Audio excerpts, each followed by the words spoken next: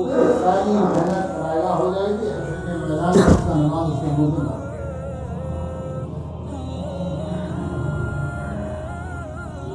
लेकिन हम अपने उन नमाजों पर और उन सजदों पर, उन तस्बीहात पर, उन कुरान की तलावत पर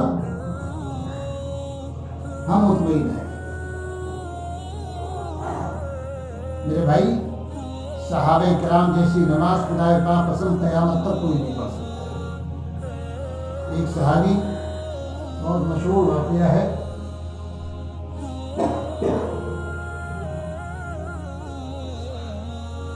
जंग में नेज़ा लग गया, और जब नेज़ा लगा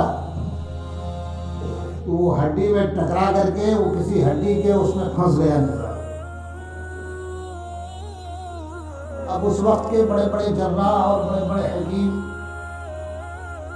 उनको बुलाया गया है कि साहब निकालो इसे। जैसे निकालने की कोशिश करें हो हिसाब दर्द हो, हैरान हो गए सब। उन्होंने कहा भाई देखो ऐसा है कि ऐसे तो निकाल नहीं पाओगे, ऐसा है निकलवा नहीं पाएंगे। एक काम करो, जब नमाज की नीयत में बांध लो और जब नमाज पढ़ना शुरू करो तब तुम निकालो। अब नीयत बांध के खड़े हो गए और उसी बीच में निकाल लिया। नमाज से जब फारिग हुए तो पूछा नहीं, निकाला नहीं, निकाल। अब आप ये देखो कि कैसी नमाज उनकी थी। इतना पावरफुल नमाज हम जिंदगी की किसी जिंदगी में, पूरी जिंदगी में हम पढ़ ही नहीं सकते।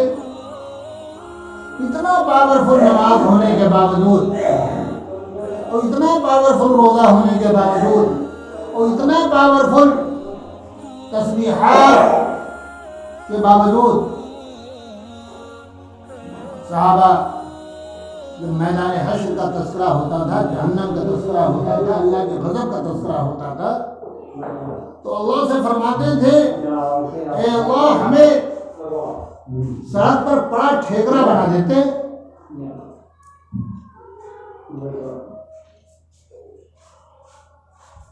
बकरी की मेंगनी बना देते, दरख्त का पत्ता बना देते,